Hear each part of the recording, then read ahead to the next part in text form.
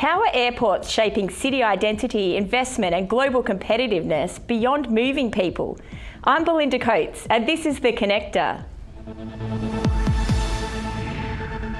Today on The Connector, airports are more than transport hubs. They're gateways to cities, economies and global connection. As cities expand and global competition intensifies, airports are no longer just about moving people efficiently. They shape city identity, investment, jobs and how the world experiences a place. And today I'm joined by Stuart Verrier, who's the Property Development and Asset Manager at Melbourne Airport, which has become one of Australia's most critical pieces of national infrastructure. Stuart, it's so cool to have you on the show to talk about one of my favourite airports, but can you tell us a little bit about the property play at Melbourne Airport? What's so amazing about it? I can, Bill, in the time I've got. I'll try and do my best, but the property play is a big one. It's a really big one at Melbourne Airport, and the reason it's big is because we're big. The planners back in the 70s, they were master planners, they were geniuses. They did a land grab, thinking not only the short term, but the very, very long term for the airport. So we've got probably the 20th largest airport in the world by size. How big is it? That's around 2,750 hectares. So that's around about 21 Hoddle Street grids of Melbourne. So yeah, we are a city unto ourselves. So that is a blank canvas once we deal with aviation, as is required until the ultimate build out of the airport. There's still a very, very big property play that's left, and that's my blank canvas to paint beautiful pictures. Well, let's hear more about that. But what's the long-term vision for the precinct and how does it fit into Melbourne's broader economic plans? Yeah, look, the long-term vision, first and foremost, it's about aviation growth and accommodating that. So we're at around about 37 million passengers at the moment, but ultimately our capacity is up to 115 million. So It's about keeping up with that growth. So terminals, offices, hotels, back of house areas, that in itself is a huge property play. But beyond that, we've got a lot of precincts. Some embrace back to the airport and others don't. So it's all about delivering higher and better value for our owners of the airport, and that is about delivering property plays that make sense not only for now as a property development, but for the next 80 years, which is how long we've got left on the ground lease with the federal government. Amazing. And airports are becoming destinations now, aren't they? So why do entertainment, retail and health precincts work so well in an airport environment, particularly in Melbourne? Yeah, look, that's about precincting, and that's about the sum of the parts. And so it's not about delivering just one retail shop or one healthcare building. It's about delivering a precinct. Now, precincts are really hard to deliver because that's about also delivering the infrastructure that's needed to support them. So just going and plonking them in the middle of a council area or something, the roads, the infrastructure, the support services, they're just not there. But an airport, we build, own and operate all of those. So it means we can plan for these precincts and build the appropriate roads, deliver the appropriate power. And being a large international airport, we're also supported by just simply the access being so important to an airport that the infrastructure that supports that is also there.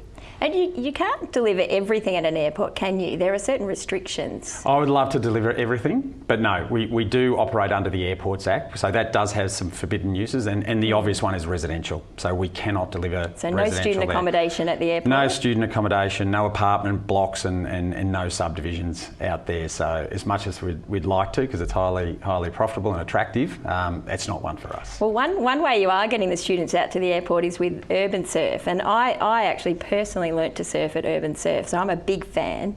Why is it such a big draw card, and what were some of the challenges in building a surf park next to an airport? Yeah, look, the draw cards are obvious. It's the first of its kind in Australia, and so the challenges about it were we were building down rather than up, and below the airport is rock, so we had to dig it into rock.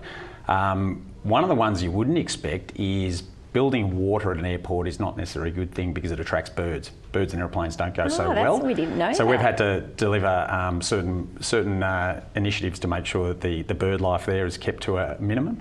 But in terms of the draw card, I mean, it's obvious. It's an unbelievable anchor. People will travel a long way to come and visit this. In fact, we do a postcode study to work out who is the most frequent visitors to Urban Surf. And the most frequent suburb that visits Urban Surf is Torquay. Now that's 100 kilometres away, on one of the best surf beaches in the world. Why do you think that is? And it's not heated, by the way, for those watching. It's not heated, but we're looking at resolving that as well. The reason is because people have moved down to Torquay because of their passion for surf. But surf is not perfect every day. And in fact, more often than not, it's not. But these people love surfing so much, they are prepared to travel as far as they can to get a good wave. Now, what we can do is guarantee good waves. So it's been an absolute hit for us, but it was always part of a bigger plan. So we've started and there's a lot more to come. Oh, I absolutely love it. And how does Melbourne Airport's precinct stack up against other airports around the world, like London or Singapore? Yeah, look, we are a big player in this game in terms of the precincting. So it's an airport, as I say, we're at 37 million passengers, capacity of 115. We're not like poor old Sydney that's tapped out at about 43 and hence they need a second airport. We've got a lot of growth. So a bit better than Sydney, look, is that we what are you're a little saying? bit better than Sydney. Yeah. And we love that Sydney-Melbourne rivalry, but look, we're obviously connecting airports, so we love them too. But yes, the precincting for us on a global scale is big because of this size. And so it's really important for us, but it's important for us to do it right. Because this is an asset that we will run out of land one day, and so we are then holding it for a long term. So it's about building the right thing that's going to survive the long term. So it's not about the profit here and now, and we can never sell it. It's on leasehold land. It's about holding something that's of value for the next 80 years. Well, I mean, I'd like to keep talking about surfing, but what other impacts on the economy has Melbourne Airport? Yeah, look, the economies of any airport are huge on a city. For every new flight that comes into a weekly service, that alone is worth around about $100 million to the economy. Wow! Every flight, every international flight, every new international flight that we can get is worth a lot to the economy just because of the multiplying factor. But it's also about everything that comes with that. It's the hotels, it's the commercial offices, it's the logistics sheds that come along with all of this. We do a lot more than just passengers that go out of the airport. We do 40% of the country's freight go out of the bellies of the passenger planes alone. There's a lot of high net worth goods that go out there, whether it's vaccination vials and the like that go out there. We're the biggest exporter of fresh meat out of the country as well. So incredible city that's happening there. We've got surfing, life sciences. Yeah. How is sustainability and innovation happening at the airport? How are you integrating sustainability? Yeah, look, it's important to us, and as I say, we build, own and operate all the utilities out there as well. And in order to attract tenants, it's got to be not only a commercially viable place, but it's got to tick up some of these ESG boxes as well, especially with some of the names that we're dealing with, like a CSL, the biggest listed company in the country. We are very unusual in terms of we sell the power to our tenants, so it's about where does that power come from. That's important. So we've got one of the largest private solar farms in the country that's powering about a third of the airport, with plenty of space to do more because we've got so much land that we can't go up, but it's perfect for solar panels. So we're planning on doing a lot more of that we can then pass on to our tenants that are located at the airport. It's like Charlie and the Chocolate Factory going on behind there, isn't it? It really is, and there's a few more golden tickets to be found. So, big question for you. Melbourne to Sydney is one of the busiest air routes in the world. And one rail I'd like to ask you about, that I'm allowed to ask you about, is high-speed rail. Do you ever think it's going to be a reality between Melbourne and Sydney? I would like to think so. And look, Sydney Airport, using them as an example again, they have hit capacity and they're forced to build a second airport. So it's about choice for customers. And so I'd like to see it. Look, given we're desperately looking for a rail just from our own city to our own airport, which is only around about 22 kilometres, the thought of when is a high-speed rail going to extend 800 kilometres between Sydney and Melbourne, I think it's probably a way off. But as an aviation airport, do we want one? Absolutely. Choice for customers is a great thing, and aviation, there's plenty of capacity there, but to give choice, that's a good thing. And what about Melbourne direct to London? Are we going to see that soon? Yeah, we absolutely will see that soon, and I think that will be a hit. Having done Perth to London before, it's a tough haul, but it's worth it in the end of the time. It's a commitment, isn't it? It's definitely a commitment. It's a huge commitment, and to tick that box off and say I'm part of the club, it's a good one. So Melbourne to London, that would become perhaps the new longest single haul flight in the world. So yeah, watch this space. Oh, I'm definitely all for the Melbourne to London.